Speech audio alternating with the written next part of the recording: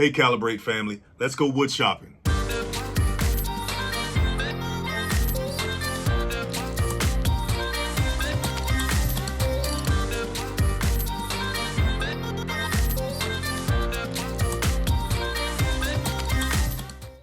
So as I was walking down the lumber aisle of the local hardware store, it just came to me. I know what I could talk about.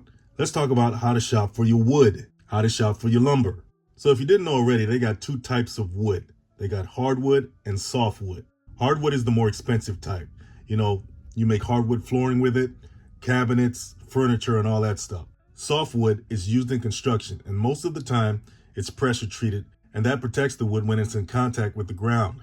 So if you know your trees, like birch, oak, walnut, and mahogany, that's where the hardwood comes from. The firs, the spruces, the pines, and the cedars, those trees give us the softwood. Now, softwood isn't cheaper because it's of a lower quality. It's just easier to work with and can be used across a wide range of applications. Softwood trees, like the ones I mentioned earlier, grow a lot faster than hardwood trees. So in essence, they're very renewable. Makes sense why they use it in construction. Now, as I walk down this aisle, you're going to see a lot of scratches, gouges, holes, things that would be considered defects. But not all defects are bad. Let's talk about them for a second. Number one, you got conversion defects. These are defects that result from processing. When being processed in the mill, the wood could be cut wrong with the saws. That can cause some defects in the wood. Number two, fungus. This is caused by hot air and high humidity usually. And you may be asking, is it safe to use this kind of wood if it has fungus or mold on it? Well, to be honest, all wood has mold spores on it. If the moisture in the wood gets above 30%, it'll start to mold anyway.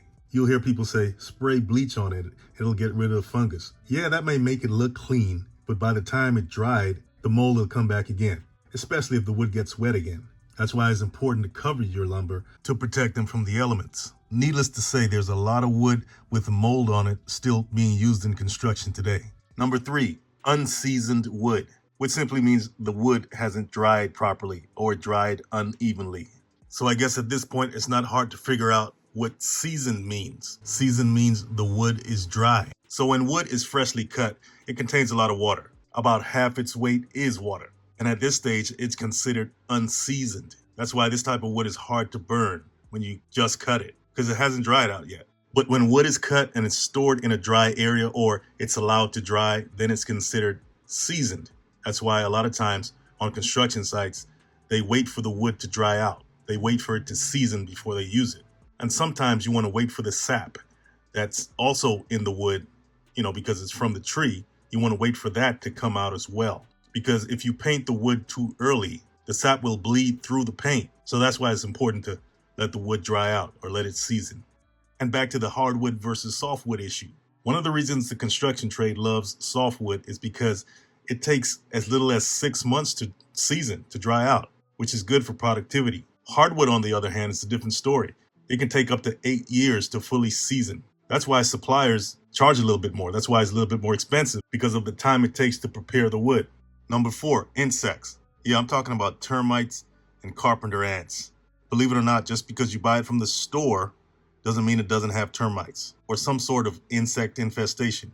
If this happens when you get to your job site and you didn't notice it at the store, take some pictures right away and take the wood back to the store if you can. Because if you ignore it, you will have a serious termite infestation on your hands and your whole project can go down in flames. And the last defect on the list is what they call natural forces. Everybody's seen that tree that just grows funny. So sometimes the wood that's cut from those trees have defects in them. At the end of the day, guys, all wood has defects, whether it's man-made or natural. Some defects affect how the wood looks, which is important in some cases. You don't want to put wood with a bunch of holes or wood chips or missing parts on it or bark showing on it on the siding of your house, while other defects affect the structural integrity of the wood. And that's important when you're framing a house or if you have a load-bearing wall somewhere and you don't want that wood to fail on you. Now, what kind of defects are allowable? That's the question, right? Because once again, all wood has defects. So there's a grading system when it comes to lumber. You got structural grade and then you got construction grade. Structural grade is basically the highest grade, so it'll have the least number of defects. This type of wood is used for strength and durability. Hardly any knots on the wood are allowed. And if they are allowed, they got to be a certain size and they got to be spaced at a certain distance from each other. Construction grade wood, mainly used for framing, and the knots have to be a certain size as well. Other defects are allowed as long as it doesn't go all the way through the wood. After that, you got stud grade, meaning the wood is suitable to be used as studs. You have standard grade, and the knots aren't so much of an issue with standard grade. And then the lowest grade of wood is called utility grade, and the restrictions on this type of wood is very, very low compared to the others. Some of the common terms for defects are bows, wanes, checks, twists, splits, knots, cups, crooks, and shakes, and they got a ton more. Now here are some visuals of these defects to give you a better understanding of what we're talking about. Right up there in the top left corner are the bows. They can be very frustrating because if you're not paying attention, you can place your lumber on your structure and the bows can be very visible if you place the lumber on its side where the bow is either to the left or to the right. But if you place the lumber where the bow is either facing you or away from you, then it's not so bad, especially if you're fastening the lumber to the structure with lag bolts or screws of some sort. Same with twists or crooks. Cups are not that easy to fix. Neither are wanes. Checks, depending on how deep the cracks are, you can fill them with caulk or wood putty. Sometimes you got to get a little creative. Now, as far as pressure treated wood and untreated lumber, it's important that you know the difference. Untreated lumber is good for exterior projects. If you're using the wood to build a garden or a shed or something outside, it's great for that. Pressure treated wood means the wood was treated with chemicals to resist moisture and rot from being in contact with the ground. But it doesn't always have to be in contact with the ground. So if you're building a deck or the wood is going to come in contact with cement, pressure treated wood is good for that. But you don't want to have pressure treated wood inside the house. It's too toxic. The chemicals they use to treat the wood is not safe to put inside the home. And there are levels of toxicity with pressure treated lumber. For instance, ground contact pressure treated lumber has the highest toxicity, which means it has the maximum amount of chemicals to resist moisture and pests. So you definitely don't want this in your home. Above ground pressure treated lumber has a medium toxicity rating, so it doesn't have as much pesticides as ground contact, but I definitely wouldn't put it in my home either. Decking lumber has the lowest amount of toxicity, so if you're talking about patio furniture, decks, play sets, it's good for that. Actually, it's the only pressure treated wood that's good for close contact. Guess you guys didn't know that you had to wear a hazmat suit to handle certain types of wood. I'm exaggerating, but you should wear safety gear when you're handling pressure treated lumber. It's toxic for kids and animals. Then you have MDF board, or medium density fiber board. It's a combination of hardwood and softwood. It's like plywood, but it's denser than plywood. And it's not as moisture resistant as plywood. But it's good for shelving and, the insides of cabinets and things like that. Now, plywood can be hardwood or softwood. You can use it for walls, roofs, floors, paneling.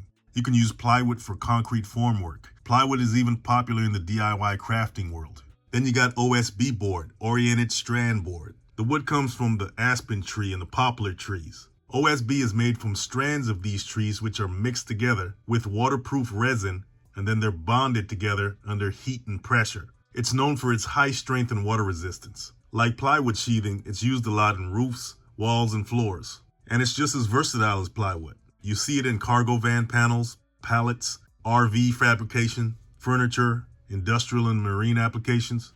OSB panels can be made to be bigger than plywood panels, but there are some disadvantages. It holds water longer than plywood and tends to swell when it gets wet, especially at the edges. Plywood absorbs water quicker than OSB does, but it dries out quicker than OSB does. So that's something to keep in mind. All right, guys, so when you're out there wood shopping, be on the lookout for that mold and fungus and moisture, okay? Because that can spread to the other lumber and ruin the batch. And if you got a set of eyes, you can tell when the wood is structurally compromised. If it has very large cracks in it, don't use it. Watch out for those insects, and let's go build something. All right, guys, I hope that gave you a little more insight into what to look for when you go shopping for your lumber. If you like what you saw, hit the like, subscribe, check out the links in the description, and I'll see you guys next time.